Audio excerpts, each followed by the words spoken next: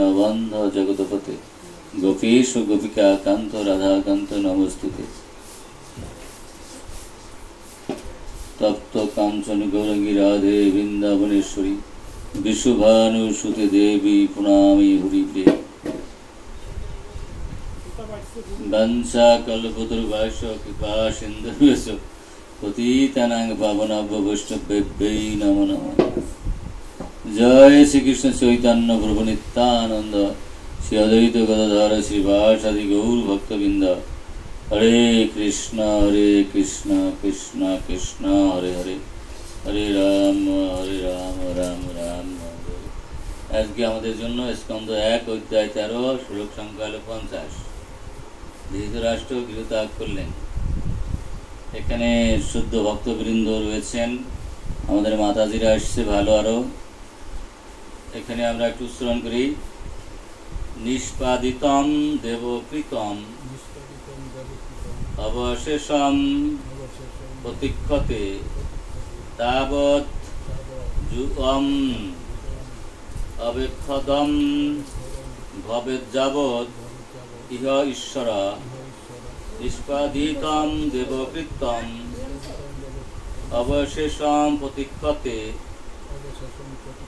তাবৎ যুগম অবক্ষদম ভবেজ্যাবৎ ইহ ঈশ্বর।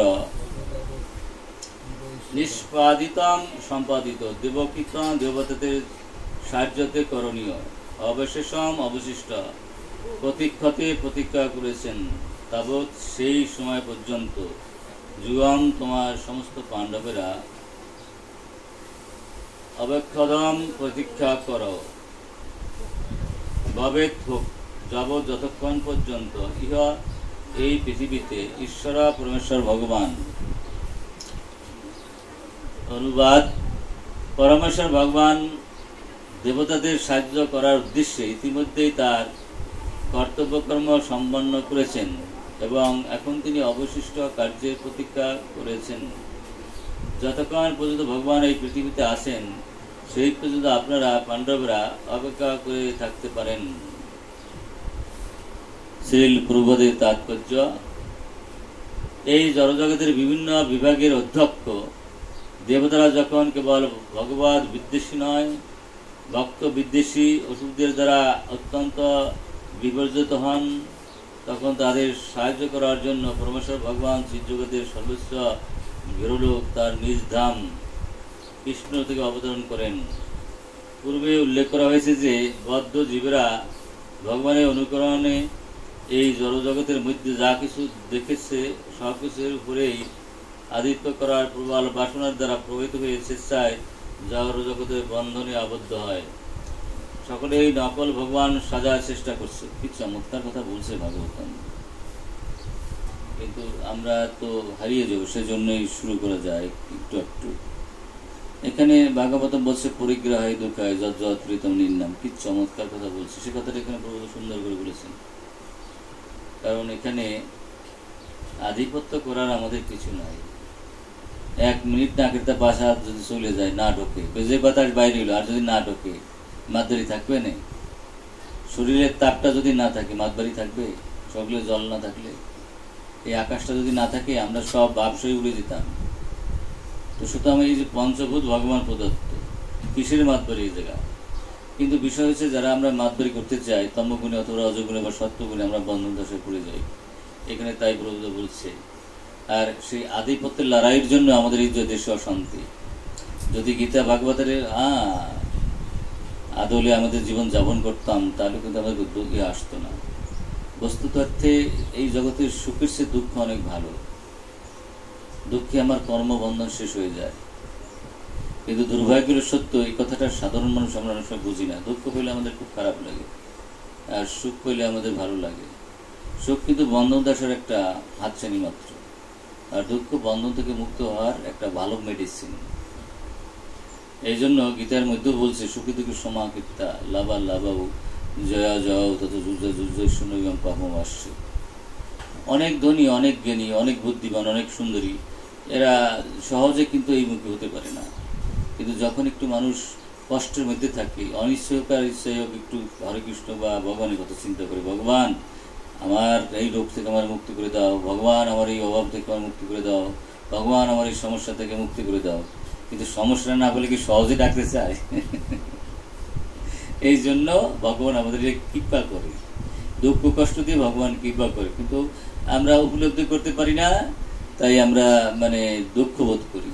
যারা মহাজন মহাজ্ঞানী তারা কখনোই তাদের এই অনুমতি আসে না, ভগবান বুঝে আমাদের বড় কষ্টের মধ্যে ফেলাই দিল। তা না, জীবন্ত উদাহরণ আমার গুরু মহারাজ, 3টে নালী তো শেষ করলো, গলা সিন্টিয়ে গেল, তাই না, 4র্থ নালীও প্রায় শেষের অবস্থা।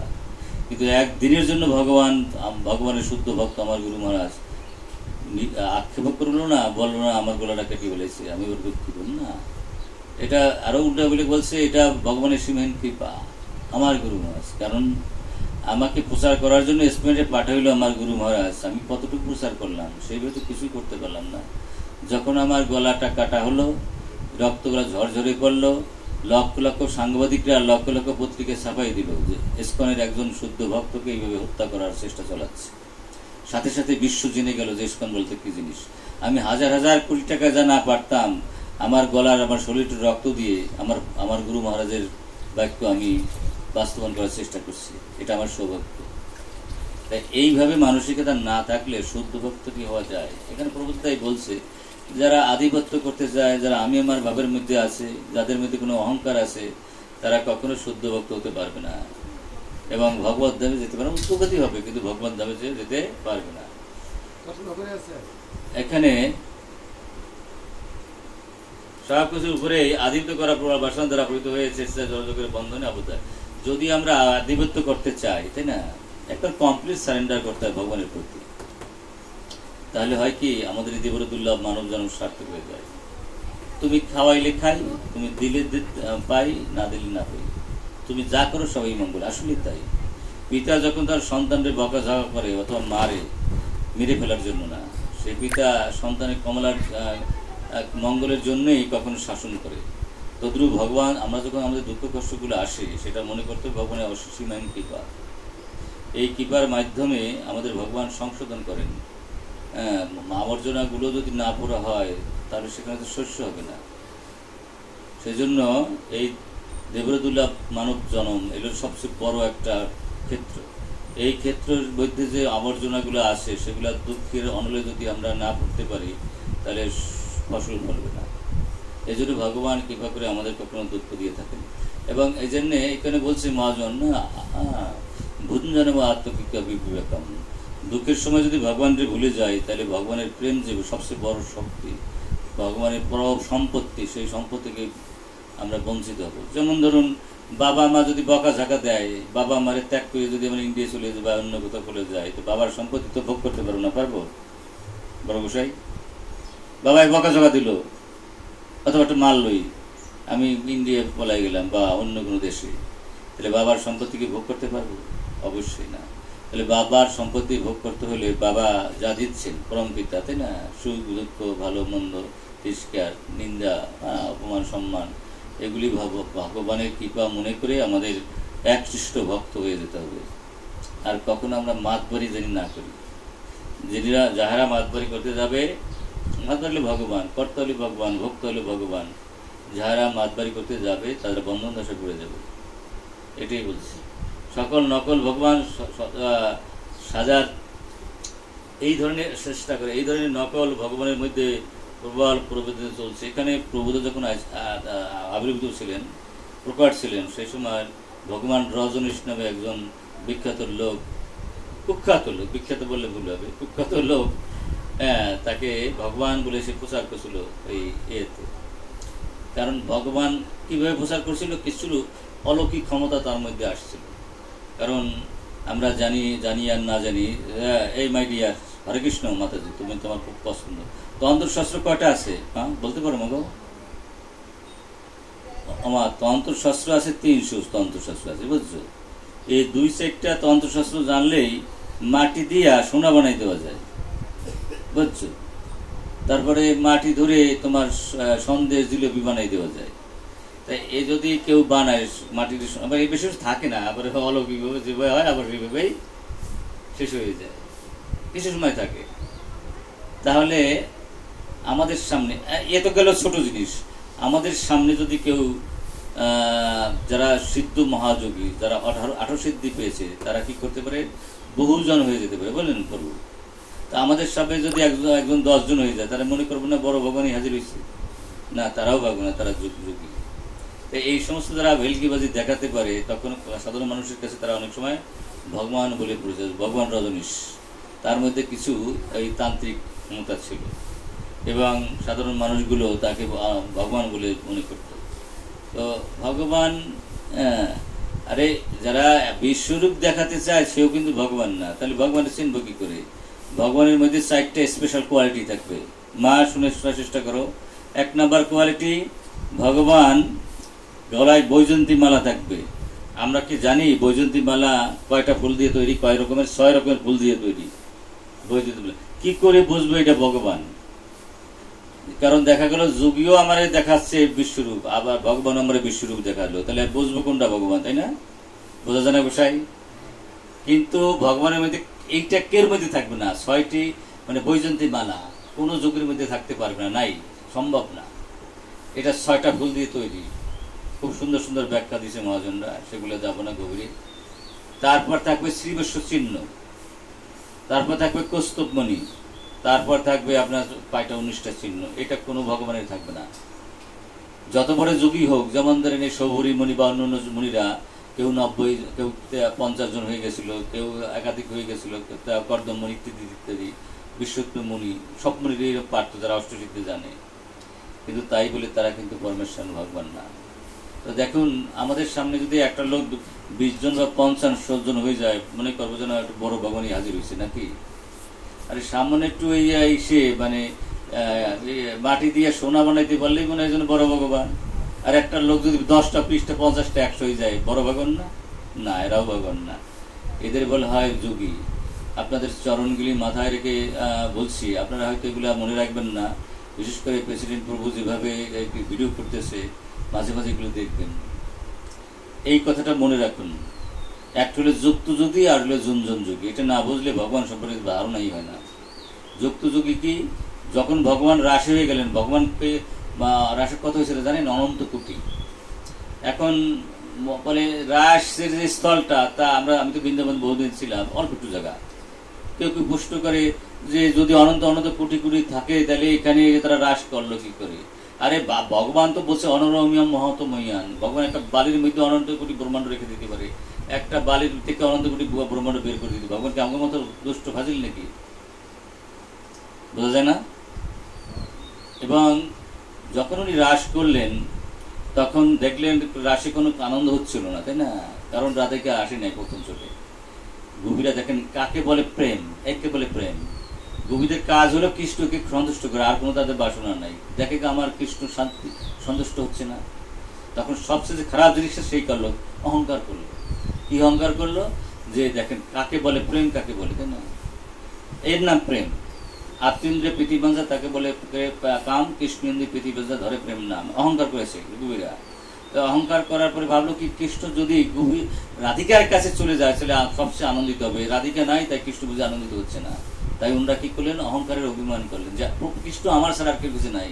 যে এই ভাব দেখালেন, কৃষ্ণ খুব মানে আবার একটা লীলা করলেন, যে এত অহংকার তোমাদের, যে তোমরা প্রত্যেকটি গভীর কাছেই এক এক কৃষ্ণ। আর কৃষ্ণর কাছে তারা এই ভাবটা দেখালেন যে কৃষ্ণই শুধু তুমি আমার কাছে, আর কেউ কিছু নাই। এই ভাবনা করলে এটা তো অহংকারের ভাব। আমি শ্রেষ্ঠা, আর সব নগণ্য। এই ভাবনাটা হচ্ছে অহংকার। তুই কিছু জানিস না, আমি সব জানি, তোর চেয়ে আমি সব দিক দিয়ে বড়। এটা অহংকার, অহংকার পতনের মূল। ভগবান কি করলেন? গোপীদের ছেড়ে চলে গেলেন সেই রাধারানীর কাছে, এবং গোপীরা খুব খুশি। দেখেন এর প্রেম। এত কিছু ত্যাগ করে আসলো ভগবানের সাথে লীলা করার জন্য, ভগবানের সান্নিধ্য পাওয়ার জন্য, কিন্তু দেখলো যে ভগবান সন্তুষ্ট না। তাই তারা অহংকারে অভিমান করলো। ভগবান তো অহংকারকে পছন্দ করে না, তাদের ছেড়ে রাধারানীর কাছে চলে গেল। এটার নাম সেবা, এটার নাম প্রেম। আমি কিছু চাই না, শুধু খেয়ে ভগবান তোমার শান্তি চাই, এটার নাম প্রেম। যাই হোক, ভগবান অনন্ত অনন্ত কোটি হয়ে গেলেন, এটার নাম হলো যুক্ত যোগী। আর সৌরমণি যখন, হরে কৃষ্ণ, সৌরমণি যখন পতিত হইল, তাই না? এটা পতিতও না, এটা গৃহস্থ তো হওয়া ভালোই, খারাপ কি আমার মনে হয়। এটা ভগবান এটার আশ্বাস দিতে না। এত বড় বড় সিদ্ধ মহাপুরুষ, হ্যাঁ, সেই বৈষ্ণবের চরণে অপরাধ হয়ে গেল, সেই অপরাধে তার পতন ঘটলো, পতন তো তখন এমন ভাব হয়ে গেল যে কোনোভাবেই বিয়ের চিন্তা ছাড়া আর কোনো হরে কৃষ্ণ হরি বল আর মাথায় কোনো কিছু নাই তার, শুধু 24 ঘন্টা বিয়ের চিন্তা। তেন বুড়া মানুষ আর গোর বাইরে গেছে, তাই না? তাকে কি মেয়ে দিতে চায় কেউ? মেয়েরা সব পছন্দ করে, কিন্তু বুড়া মানুষ পছন্দ করবে না, করে দরকার উচিত না। কিন্তু দুই একটা দেয় ইউটিউবে বুড়া তো বিয়ে করে, কেন করে কেটে জানিস? হ্যাঁ, যাই হোক, এখন ঘটনা হচ্ছে এই, দেখো কি ওর হাড় গোড় বেড়ে গেছে, তাই না? সৌবরী মুনির দেখলো কি আমার তো বিয়ে করবে না, এখন কোথায় যাবে? মান্দাতার মেয়ে ছিল 50টা। তো মান্দাতা খুব বুদ্ধিমান রাজা ছিল মান্দাতা। তো মান্দাতা 50টা মেয়ে অপরূপ সুন্দরী, এত সুন্দরী হয় না, দেবকন্যাকে ফিরে মারে, বুঝছেন? এবং আপনারা জানেন 3টা মেয়ে যদি যথার্থ পাত্রে দেওয়া যায়, সেই বাপ মায়ের কোনো সাধন বোধন লাগবে না, বোঝা যায়? ওই কন্যাদানের মাধ্যমে সে বৈকুণ্ঠ প্রাপ্ত হবে। হরে কৃষ্ণ, বিষ্ণু পুরাণে আছে, কথা কি বোঝা যায় না? যদি 3টা মেয়ে যথার্থ পাত্রে দেওয়া যায়, কিন্তু ওই মেয়ে যদি স্বামীর বাড়ি দিয়ে চোখের জল ঝাড়ায় একদিনও, তাহলে কিন্তু আর হবে না, বোঝা যায়? এই জন্য কলিতে ভালো পাত্র পাওয়া যায় না, ওই জামাই লাগবেই, এই জন্য ভক্ত হওয়া লাগবে, বুঝছেন? ওই জামাই বাড়ি দিলাম, কিন্তু দেখা গেল যত ভালো জামাই পাই কোনো না কোনো সময় মেয়ের সাথে লাগাই দেবে, বুঝছেন? এই জন্য এই জগৎ থেকে উদ্ধার পাওয়ার জন্য আমাদের ভক্ত হওয়া উচিত। আর সেরকম সত্যযুগে হয়তো এরকম জামাই কন্যা ছিল কেউ কেউ, কিন্তু এই কলিতে এটা পাওয়া খুব কঠিন। তো এখন